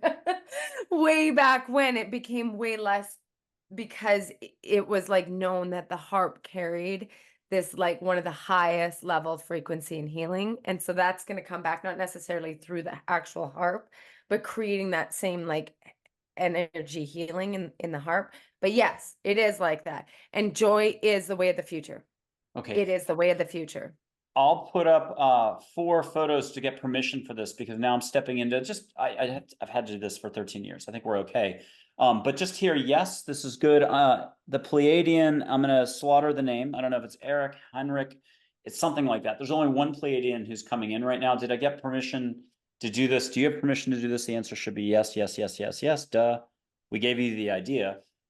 Close your eyes and have a beautiful Pleiadian come in. And if you don't mind breathing extra on this one, this is your cup of tea. Yummy. And then do what you do. Just share. To bring through the message from the Pleiadian that just came Yeah, through? there's one Pleiadian in particular. This is going to be so funny. It's like a fish breathes water. I'll be like, yeah, and he's blue light. Duh. Okay, no, I'm trying to make you laugh. But it's like, that's hedging, like all New York Yankees wear the pinstripe uniform. Yeah, he's wearing pinstripes. Okay, so have him come in, connect, and I'm sure he's going to want to share something here gently. You've been doing a great job. This has been fun. I'm still learning on all this. And again, I'm a slow, like if I had to describe it as a pool party to folks, I mean, I'm not like this. I can jump in the pool, cannonball right off the bat. And that's crazy. But normally it's like dip the toe in, half an hour later, I'm up to the ankle, I'm up to the knee. And, I can be faster. And I've learned to just let it go and to breathe and relax. Maybe seeing the lights a lot for people. You've got it all for skills as a reminder to folks. Okay, Lisa, Richmond, and Saskatoon. What are you getting from a Pleiadian? Okay, so the Pleiadians they're actually kind of coming in a little bit serious right now in the fact that they said in the past there was a lot of individuals on Earth that were asleep. They were showing me them actually sleeping, but it's an energetic thing. And so the Pleiadians are working really hard along with the alliances that they've made in order to raise the consciousness of this planet. Although there is different combat zones of other interdimensional beings that have other how do you say missions or intentions. So the Pleiadians are working really hard with their alliance to work with this higher level consciousness, and all they say is through the message of whichever light source in which you resonate with, it all comes back to the one source of all and how you resonate within yourself. And that they continue to work alongside to help. It's like I see that like the groups, the communities, it's a co-creation, these communities coming together in order to like boost, tip the scales into the light. And it's happening and we're here. And the more that we realize who's coming with us and who's staying asleep, sometimes we have to be able to allow them to stay asleep if it's not up to us to wake everybody up. But take a look at all the people and all the beautiful light beings that are working together to tip the scales towards the light. Go towards the light. They're just like, they're showing these mass amounts of people just all walking towards the light and into that resonance, because that resonance is your reality. And it's okay if some people are asleep. And it's okay if the people that aren't with you are really loud. It's okay. You don't have to go and try to change the language in which they're speaking. Allow. Yeah. Okay. One time I'm sitting on my couch in Austin at my first home, and I heard go out and take a photo, because I wasn't a college kid. I was 42 when this started happening. And but I had the college-like approach. I was like, okay, sure shot camera, I'm seeing, I'm feeling. Used to hand the camera to folks, but you can just see directly out your window, or if you're comfortable, your living room. If I was doing this in the living room for filming, I almost did. You could look behind me, but we'll spare you that on a show. But I heard go take a photo over the house. All the archangels were over the home. And this is just another one you can feel into. So it's Michael, Gabriel, Raphael, Uriel, and then the 3 names that took me forever to learn: Shamuel, Jophiel, and Zadkiel, but people know them by other names, and there's no one way. Lots of love. Mm. But what are you getting from either them directly, or what are you getting in general? Well, I'm curious to see how your energy field was like around that time. Did you go through some cellular upgrades a little bit? I'll tell you, I'm so slow that I forgot to ask for 12 years what was happening with my vision. And I have them another way, four of them. There's three cropped off camera that are smaller way down. But that would be Michael, Gabriel, Raphael, Uriel. The best I could do is say, I only asked about this 2 weeks ago for the first time in 12 years. Again, I don't know where I'm at, like just a blank. I am seeing geometric patterns. Looks like Hmm. a tie-dye shirt, but very strong light and a cool whatever pattern that are expanding out that ripples either eyes open, eyes closed. It's there. And it would be like, once a month, once every 3 months. I never asked about it. I didn't even occur to me. I don't know how I didn't ask about it, but two different answers from like maybe Joy and someone else was connecting to the sacred geometry of the earth, while another, maybe Charlotte, said it was more also galactic codes or coding, just to whoop, whatever words you just used. Yeah. And again, maybe archangels and so on. So Well, does absolutely. They were helping to upgrade your energy field. So you've gone through that was like a that was like a because they're there and they're working with you to in your like cellular upgrade. So like almost like crystallining your DNA in order to do the work that you're doing and continue doing it. But they wanted you to see that. They wanted you to understand that, right? Otherwise, they wouldn't have pulled you outside and say, take a picture of us.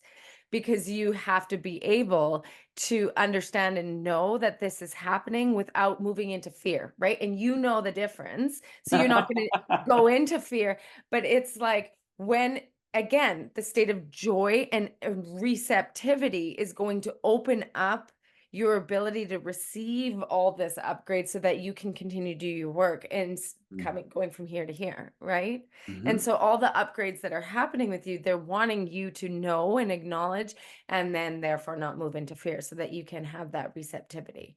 You're going to the light codes is going to make more sense to you. You're going to be starting to use the light codes in your communication style. Mm. So it's like a geometric pattern Yeah. almost It's that like a they're loose tie-dye geometric pattern that ripples. It just repeats, but out, and then it high vibration. And I did get a tattoo once. I haven't gotten a tattoo. I'm a chicken on tattoos. It'll only be this big. I'll know when the time's right. I got to find the right artist, just on the ankle somewhere. I was given this as sort of I got a B for my birthday one time in the air, and that's from the whole community, and it has a meaning. And I've gotten the meaning, but I can't remember the meaning. It's big. It's fun. well, that's what I saw when you open with your fingers. Oh, wild. Hmm. We're going full circle. Yeah. I have one more. This is just So when I was did taking you photos, receive that as like a serpentine type of energy? like infinity almost, but with knowledge in there and the Yeah. universe. And it was sort of like I heard it, I'm not a tattoo person, but if I did want to get a little teeny one somewhere, I can do it. And that would be the thing. I just got to find Yeah, and it. that's actually a part of like this uh, the serpentine energy they're bringing through is like a new life force. It's like the crystallining force of your DNA. It's like really creating that so oh, they're showing it to me right now. With the medical sign where it has the snakes Mhm. that come up like that, and it's like that's the same type of serpentine energy of like the life force and that creative that I don't want to say like you're a new Mm-mm. life within you, but it's almost like when they activated this dormant crystalline DNA within you, they came and that is how it happened through you. And so it continues to upgrade. And then your ability to receive in that, like that receptivity is through your angels, through the joy, um, through the Hawaiian energy. But it does involve these light codes for sure. And Mhm. do you use crystals? It's so weird because I've been meaning to do this on shows. I've had 2 crystals standing by. I forgot to do it on yesterday's show, so it must be for you. One is just citrine, not just, but one is citrine, one's Tibetan crystal quartz. And here are the two. But if you want to put your hand up and feel what you can feel or use, oh, I almost dropped it. That's the one that they were showing me. That's the one that they were showing me. Yeah. Okay. But feel what you can feel at home. People can put their hand up. If you want to hear the what do we call it? A crystal talk. It has consciousness and you'll get a few words. You'll get at least a list of words if you don't get like sentences the way you roll for thinking. But you can hear the crystal, you can see the crystal. And are you connecting? Well, yeah, like this crystal was talking to me before you showed it to me. That's funny. I've had them in my hands and I've been and playing with them the whole time. Like, Yeah. yeah, I'm turning red. That crystal is there to help you integrate this energy. So Yeah. you could actually lay it on your chest, like when you're laying down, you can lay it on your chest and it can help to integrate that. And even if you lay on your tummy and place it on your spine there, it helps to integrate through your spine through that like activation. Ooh. Ooh, yeah, I know. I I just got chills. I picked up a bunch of Tibetan crystal quartz when I lived in Austin. There's Nature's Treasures. Let's plug them. You got to visit the shop when you're there. Lots of beautiful. I love shiny stuff. It starts with an A. Apophyllite is my favorite. Okay, Tibetan crystal quartz. All you. Tibetan crystal quartz. Yep, it's got little black. Oh my God, I forgot what they're called. Oh It's got the yeah. black. That's kind of the definition of it. And I forgot. It's ends with an INE. I Ooh. forgot of it. When I'm on the spot and I'm in There's like some this, I can't. deep-seated knowledge in that bad boy. There's some ancient codes in there for sure. To the point where if you tune in and you get into that frequency, they'll play you sound. It'll play you a sound. You'll hear the frequency.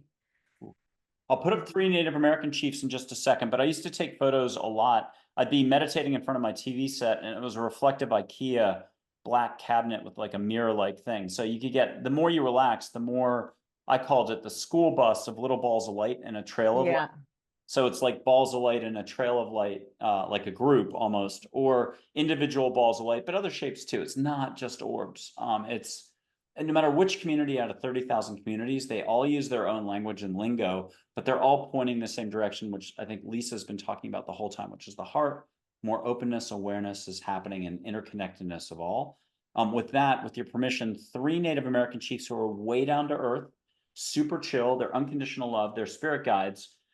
Geronimo ends up stealing the show. I'll do older Geronimo in a little bit, but Dull Knife Red Shirt Geronimo. And you can start catching one of those 50 sacred scents and even hear the light music and get your batteries recharged for all this amazingness you're doing on the show, plus a little healing. But Dull Knife first, they totally feel like they want to, they're tight with angels, light beings, everybody. Can you get some beautiful reminders to us all to just allow more from Dull Well, Knife? this is about the sacredness. Sometimes it's even the sacredness of silence, he's saying. To be able to slow down and actually receive some of the knowledge without seeking is how it feels. Like, you know, where it's like sometimes it's just more important to sit back and just receive. And so I feel from all of their energy is the land, right? Like to be able to receive from the land and the wind and that again, the ancestor knowledge. Speak less, listen more. Also have some fun for sure. Yeah, Dull Knife once said, life is a feast, partake. And it's always from them for 13 years. Think less, smile more. Think, stress less, breathe more, or, Totally. laugh They more. were saying talk less, listen more. Yeah, exactly. So it's be here, Now Yeah. Geronimo, it's so funny. I pulled out, there's a historical drawings by a Jack Davis who did the Mad magazine cover of, Alfred E. Newman, if people remember the American magazine. And they teased Pete Buttigieg, our transportation secretary, about looking like that cartoon character. So a famous Jack Davis passed away in his 90s. The University of Georgia Art Museum he did 16,000 works before computers existed. I'll put those drawings up. That's what started this all for me. But Geronimo, here's action, action, action, dry wit, humor, amazingness. He's more slang, yeah, nah, duh, just do it. The other two are formal, proper, yes, no. Yeah, yeah, for sure. What are you getting from Geronimo? Well, just a lot less of that, like, where it's like the power of three, and they all hold very different energies, but this one's a lot more playful, a lot more playful, a lot more mischievous, I would say. But don't underestimate the knowledge that is still held within it, and that there is a lot of healing in the fun again, right? Yep. But it's the ancient,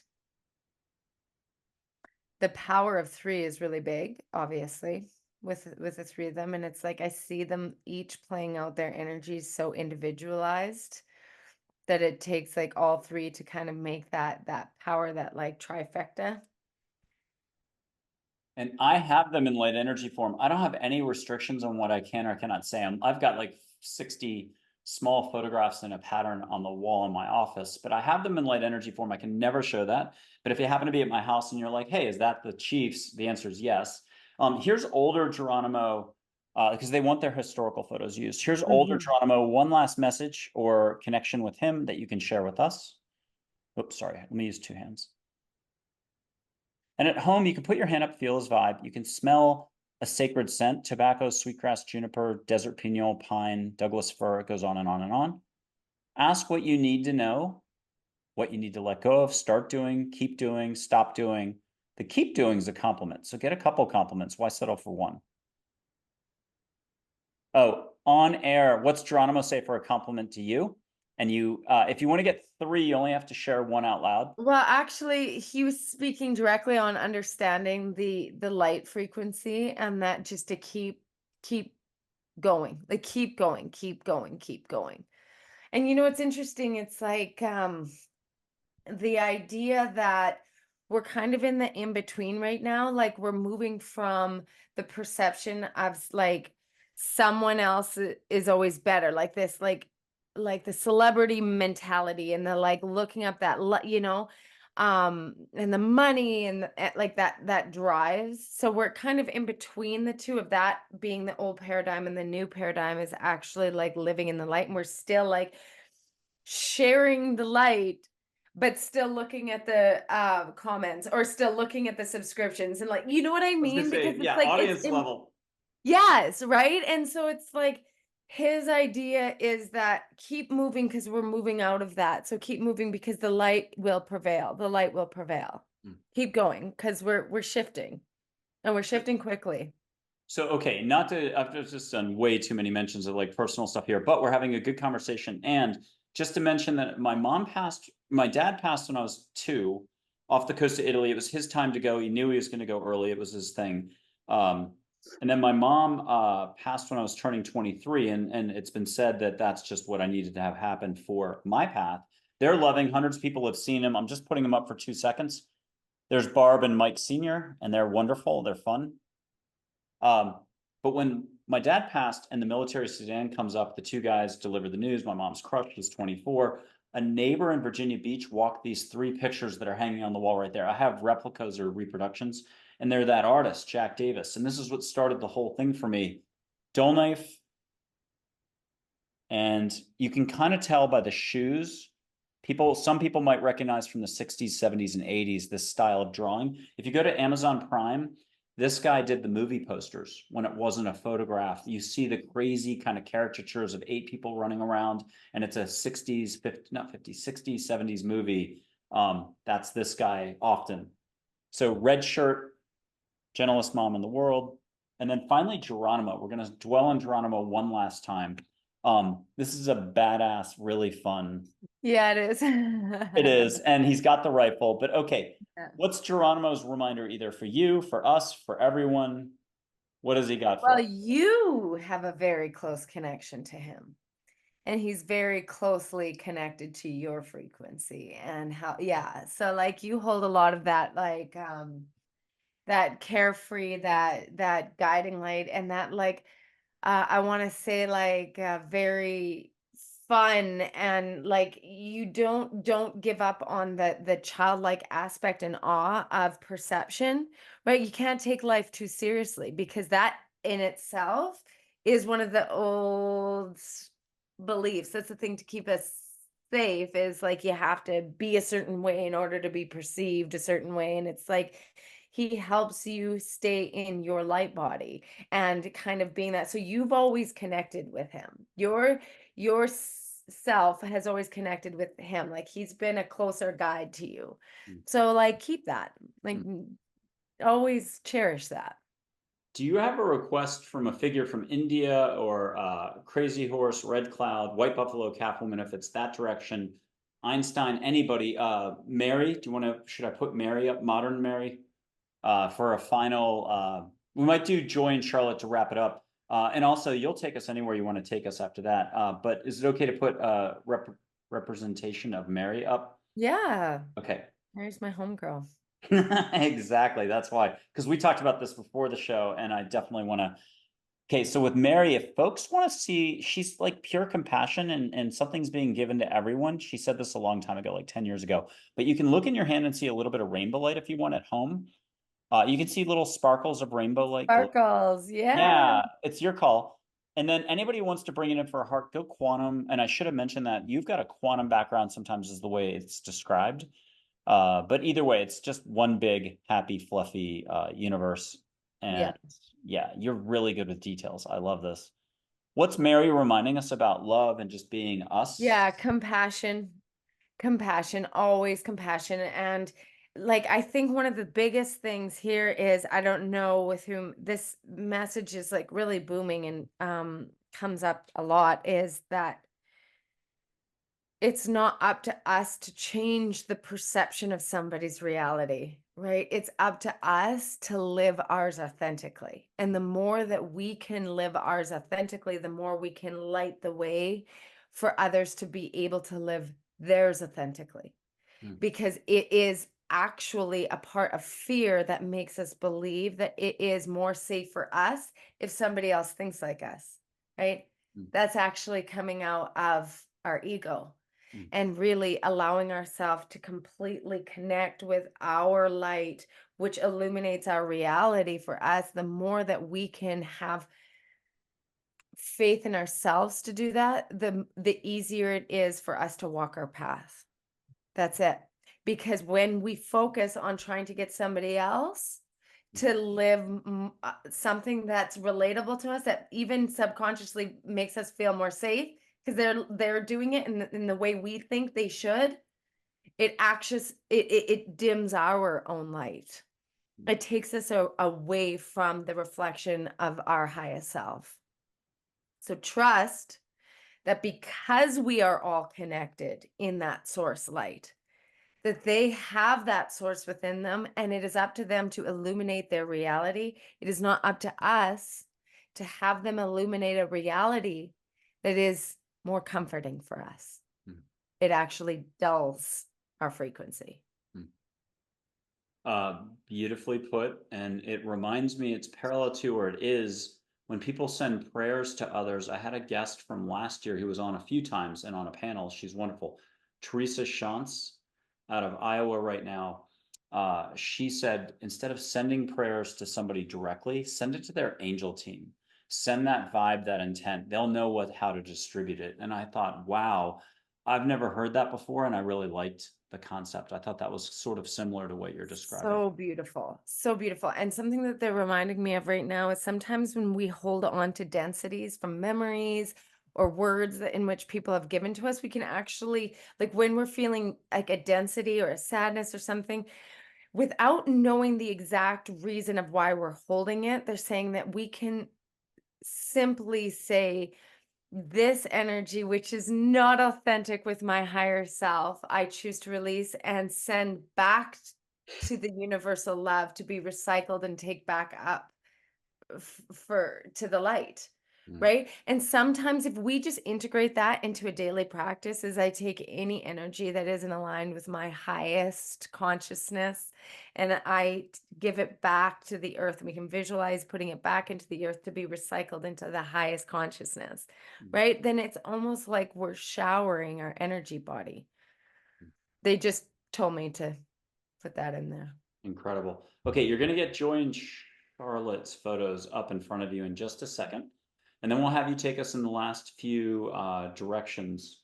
Um, and I will try to give an Eckhart Tolle quote that's interesting. Maybe I'll give it now so we can hear if Charlotte and Joy want to weigh in. But it's just Tolle said, well, first, Angel said, ego's fear, wasted time, and energy is just one definition, and not to be too rigid about it. Charlotte has always said 7% less thinking a day is the Olympic gold medal. This isn't any major drastic change. And if you take the flip side of that pancake, 7% less thinking is just 7% more here. Do Hmm. poetry, hug a tree, hug your dog, take a break, read a book. 1 million ways to get to here. The quote from Eckhart Tolle: ego implies unawareness. Awareness and ego cannot coexist. Oof. Okay, now, Charlotte for you. And Mhm. at home, people can put out their hand, feel what you feel, don't judge, receive what you can receive, have fun if you need to breathe extra. Fake hyperventilating to make yourself laugh. Don't really hyperventilate, like 2 big breaths to exaggerate, and relax, shake your body, shake your hips like Chubby Checker or Elvis, and you'll get do this at a supermarket. Make 10 people within sight of you laugh, and watch how much you just exploded into openness right in front of the grapefruit.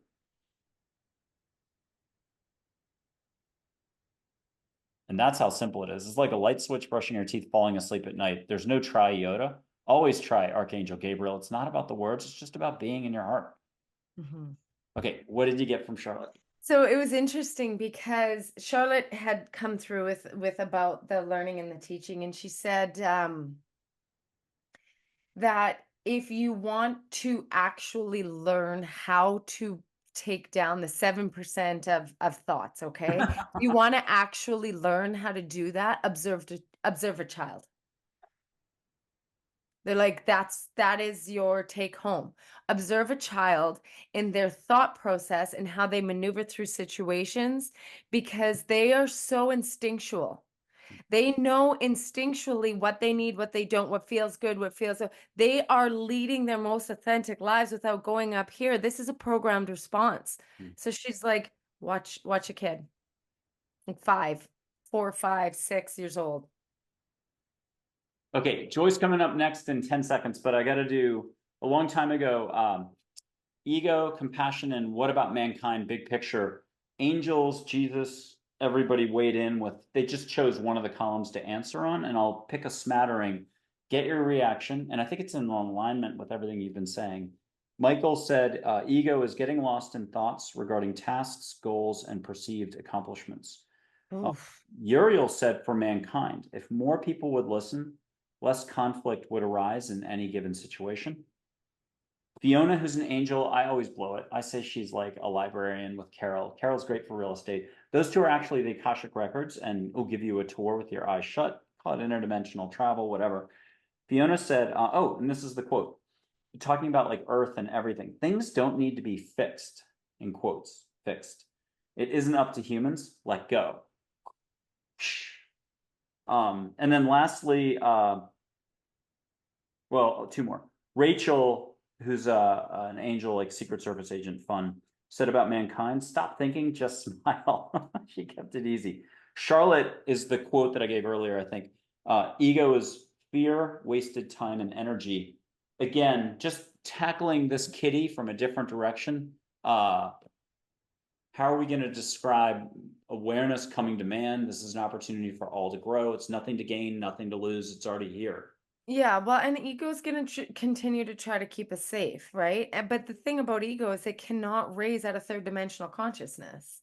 So anytime we're working in fifth, sixth, seventh dimensional frequency, our ego is going to try to stop us because it doesn't understand. It can't comprehend. It's a language in which it'll never learn.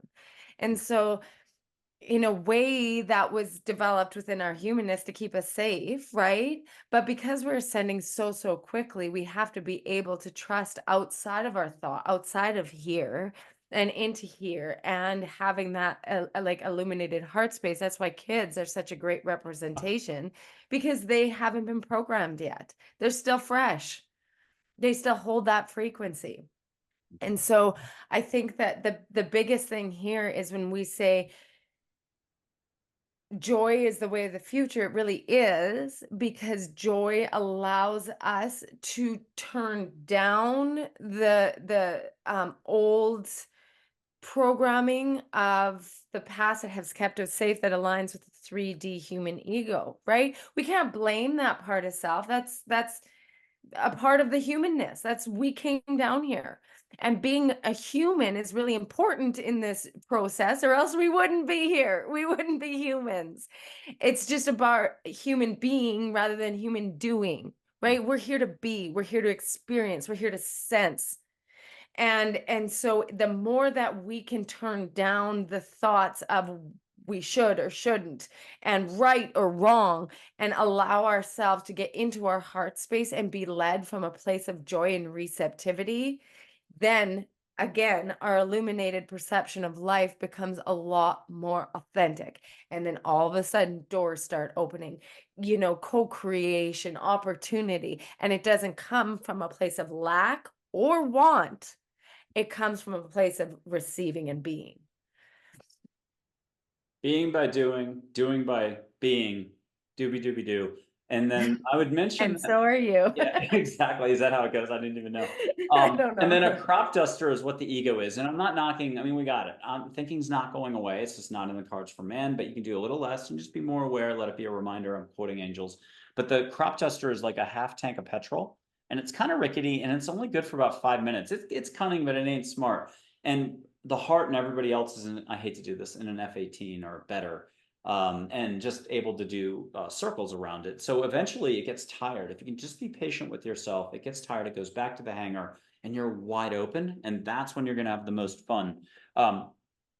Joy. Fun. Speaking Yes. of joy, fun.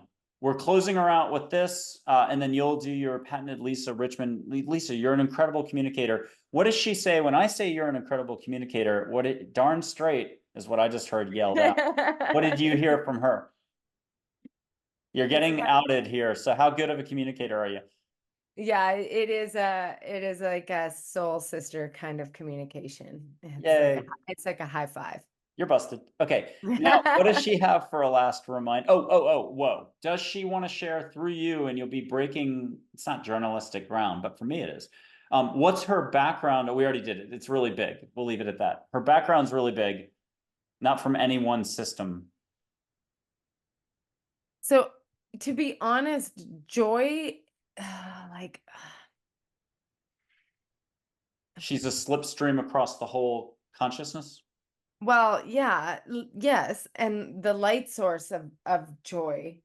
But like she's got some serious Lemurian energy happening to me. Now you did it. So is Joy giving a thumbs up for saying Lemurian, a touch of Lemurian? Yeah.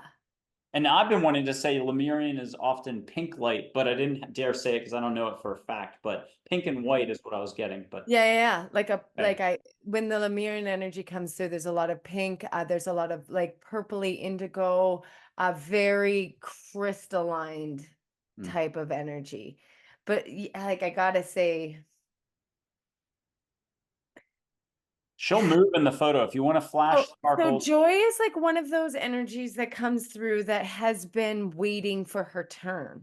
Hmm. And not like finally like it's my turn. She knew, but she knew she could only come forward and be the guidance when humanity was ready to receive it. So it's like joy's the new medicine, I gotta say. Like that's like the new energy frequency to put on in order to do the ascension, to do the work, to go forward. Like she's been waiting her turn. She's been waiting a long time. So can we just go ahead and let's say give everybody I the gotta say to home? you though, for Yeah. your crystal stuff, it would be something that I think that you would resonate with is to carry with you a Lemurian crystal. Ooh. Okay.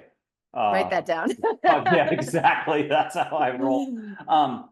let's offer not instant healing, but a huge dose of love, joy, high vibration, whatever you call it. So no matter, let's say you're in Iowa watching right now and you need a little, you're catching a cold, you want to feel better. You're in England and you're like a little limp from too much gardening, you're sore in the muscle, and it's not written that you have to suffer that. You could get a little improvement. It's between you and the universe. None of my business. What will you allow for? What will you ask for? Can we use you, Lisa, as a guinea pig to catch a Mm. lot of high vibes? Let's pretend you were coming down with a cold or something and you wanted to get better and you Hmm. just get riveted so that you might physically react a little of whooshing, lots of whooshing of light.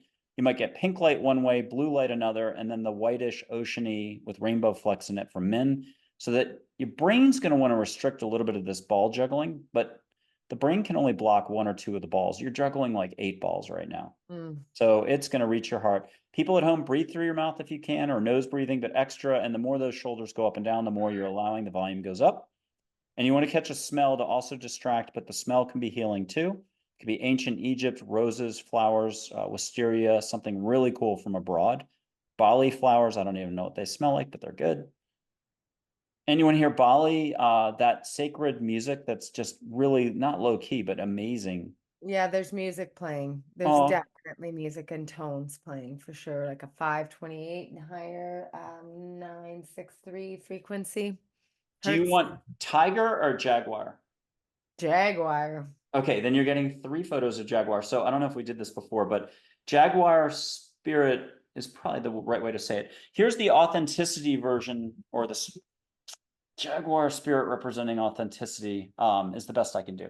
So tap into this, but if you don't mind, into the open part of your room, like you own a big dog walking by, put your hand out, palm down, and feel the jaguar walk by. Now it's going to be the opposite of tiger. Tiger's soft and shampooed up. This one's going to be wiry and very coarse. So be it. And feel the fur. Anybody who's really already gung ho, you can get a lick, a nuzzle, but gentle nuzzle. Don't get the skin abrasion. And get another compliment. Also feel rooted in it. Anybody that look, Jaguars on everyone's team, just ask, and your path, you'll be joined on your path walking forward. That's what came through too, is the leading, is like directing it, like on your path, Mm, is like going forward with the knowing and the safety and the security of like being led mm. by the power of a jaguar, which is like you can't, like, of course you're gonna just go forward. Of course you're gonna go on your path. Here's the fluidity version with her in the water. Oh, see, there's more vulnerability in there too, right? Yep. Yeah. And if you want to close your eyes, I'll blow a little bit of, be like river spray instead. But here, Jaguar, come on the wind.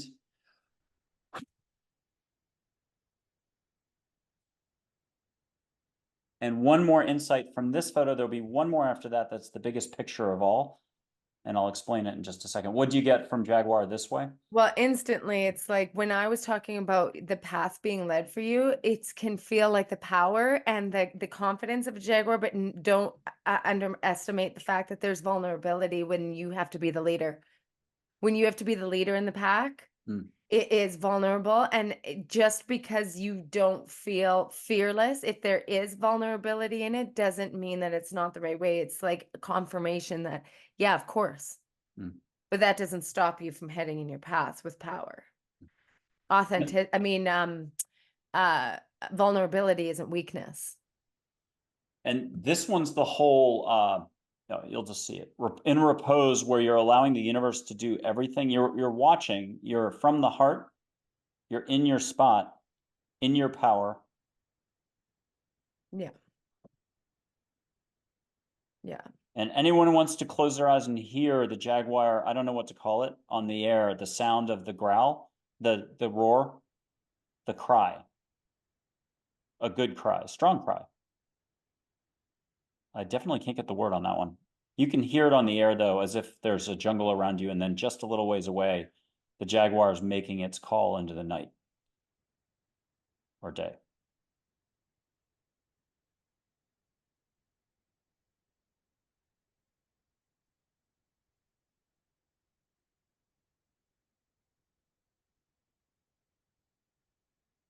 Good, good, good. Yeah. Okay. All right, Lisa, you've been like one of the best guests of this entire series. You've been Yay! so brave and you've done so much for us. What's a final, it sounded like a lot, it's a lot to take in, but what's your reminder to us all about this?